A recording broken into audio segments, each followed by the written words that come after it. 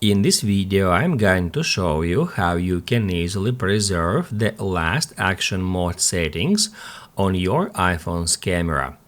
Be sure to watch the video to the very end so you don't make any mistakes.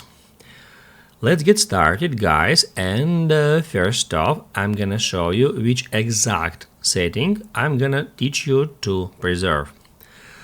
When we are on a camera app, we can switch to video mode, and while we are on a video mode, we can activate action mode by tapping right here at that icon.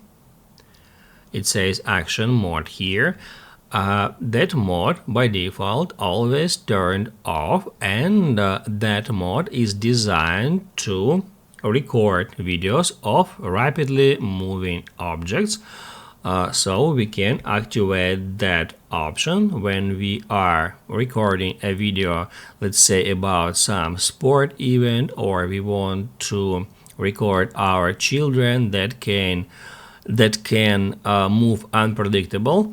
So the problem here is that when we close our camera app and after a while when we open it up again, it will reset action mode settings to default. So by default, action mode is always turned off.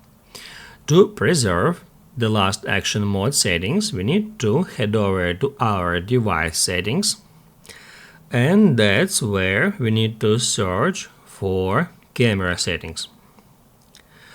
After that, get in the preserve settings, and then scroll all the way down until you find action mode. All we have to do in order to preserve the last action mode settings is just activate that option. Basically, guys, that's it. If this video helped you out, don't forget to hit the like button.